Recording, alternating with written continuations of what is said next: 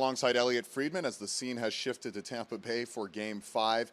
And we're inside Amalie Arena because it's hot and humid outside in Tampa. A tropical storm is bearing down on Florida. It's going to make for a kind of wet and wild 48 hours between Games 4 and 5, Elliotte. You know, a really unique experience, Dave, just in the sense that, you know, there were some questions about when would everybody fly from Montreal to Tampa, and they had to do that around what the situation was with the tropical storm.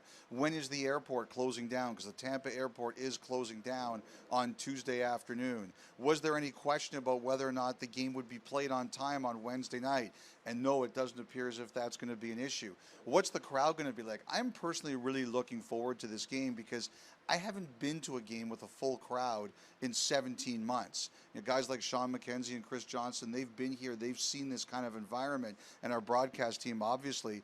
But I'm looking forward to it, and who knows what it's going to look like here tomorrow night after the tropical storm hits. So, like, this is a fascinating environment to be in. We hope everybody's safe and healthy, but it just adds another layer to the potential awarding of the Stanley Cup. Well, I guarantee it's going to be loud in here. I mean, the Stanley Cup will be in the building, a second chance to win a championship for the Tampa Bay Lightning here.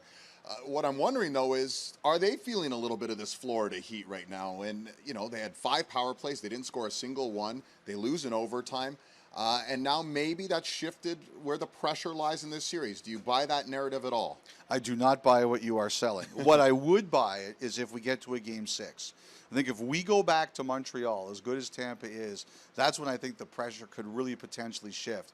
Look, Tampa's record after losses is phenomenal. Vasilevsky's record after losses is phenomenal. I still thought for the most part in game number 4, Tampa was the better team. I think if they really blew it somewhere in that particular night, it was that power play going into overtime. I thought that was an opportunity they obviously had to end the series, drive a stake into the Canadiens, and didn't do it.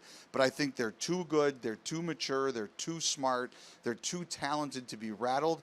I think, however, if we go back to Montreal for a Friday night Game 6, that's when I think the pressure questions would really start to come. On the Canadian side of things, Elliotte, Dominic Ducharme getting a lot of credit for the changes he made going into Game 4. They paid dividends there. Do you expect there to be any more lineup changes heading towards Game 5? I was on Hockey Central at noon on Tuesday, and Anthony Stewart asked that same question. I asked him back, Anthony, you played a long time. After a win, did coaches ever make changes? And the answer was rarely, almost never.